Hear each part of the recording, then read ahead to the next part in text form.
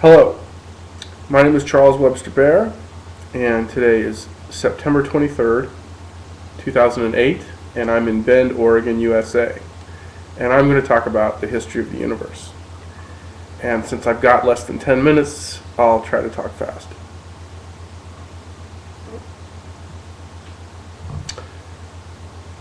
The universe may have always been around.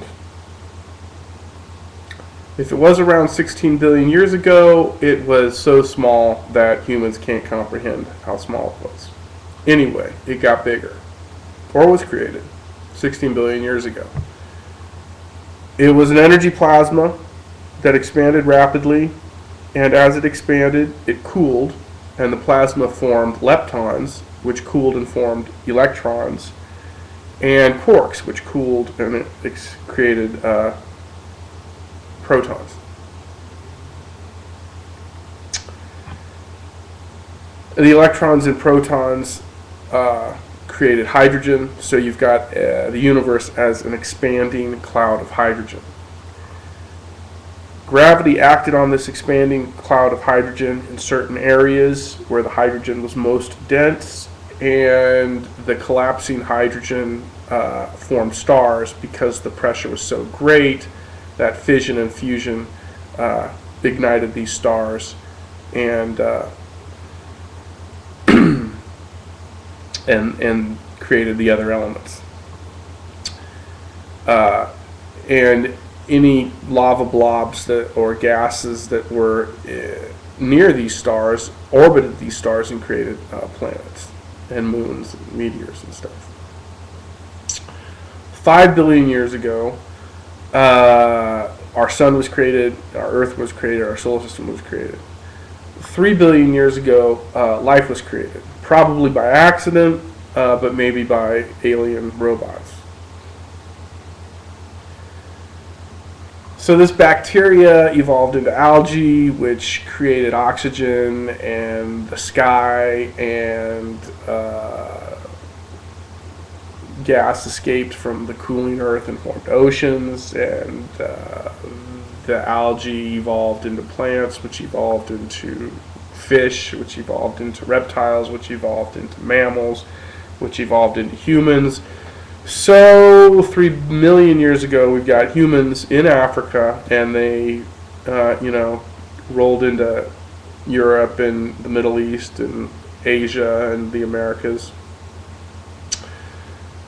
So, 20,000 years ago, humans start forming societies and cultures and cities and language, and they start planting, farming, hunting.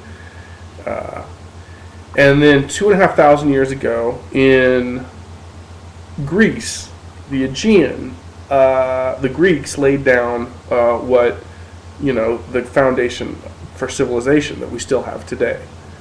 They created math, astronomy, politics, government, all this stuff, monetary system, democracy. And around the same time, in India, some guy from Nepal named Buddha created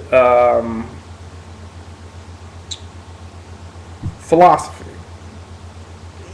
in so much as he decided that we know, a person knows that he or she exists because his or her thoughts exist. But you can't know for certain that the universe exists because it may just be an illusion. Because you can't really 100% trust your senses. So if the universe does exist, then cool, and we die and that's it. If the universe doesn't exist, then when we die, we just go on to the next hallucination. So Buddhism didn't really catch on in, say, India, but it did in China. And it also drifted west and influenced the creation of religions, Christianity, Islam. So the Roman Empire in Italy took all this stuff from Greece, all this stuff, and created a country, and an empire, and then incorporated religion into that, and then you've got the Dark Ages in Europe, and about 300 or 400 years ago, you've got the Industrial Revolution in England, and that means humans now have technology, which is a whole new ballgame. And the Caucasians used technology to take over the planet, and that's what they did. And then about 2.5 centuries ago, America was created, and they came up with this concept of freedom, which was a big deal, still is. Hopefully, will continue to be. So now we've got the 1900s, and we've got the a few wars, and we've got a problem, and the problem is human overpopulation. There are too many people, and they're destroying the planet, and they're destroying the environment, and that's suicidal. We can't live with the environment, so that's not good. So in order to save ourselves, we've got to save the environment, and in order to save the environment, we need to create a significant and sustained decrease in the human population. And the best way to do that is just to promote birth control internationally, now, in a big way. And in order to do that, I created global internet government. I created GIG, Global Internet Government, in the spring of 2000 in Portland, Oregon. And GIG is my idea for a website. And GIG would monitor all the financial transactions of every country on the planet. And to learn more about this, you can go to globalinternetgovernment.com. And so that's basically the deal. I see I've got another 2 minutes of talking, so I'll talk more about GIG. GIG would have a chat room for every city on the planet, and that chat room, a city is a place where there are over 10,000 permanent residents, and the bigger the city, the more levels of the chat room, and anybody can post anything on that chat room, and no post can be altered or censored or banned or deleted or changed in any way, even by the person who posted it. Now, GIG moderators will move the post up if they deem the post relevant or accurate, and GIG moderators will move the post down a level or two if they deem the post irrelevant or inaccurate.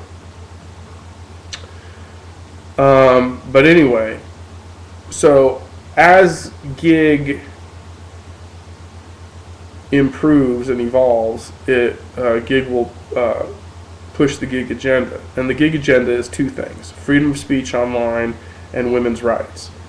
And freedom of speech means that anybody can say anything online, period. And women's rights means that all women have access to all forms of birth control, including abortion. And any government that does not support the GIG agenda completely and legally and financially and socially is an illegitimate government. And GIG will replace illegitimate governments with legitimate governments quickly and peacefully. And this is the GIG logo right here. And I'm out of time. But for more information, go to globalinternetgovernment.com. And I'm Charles Baer, and have a nice day.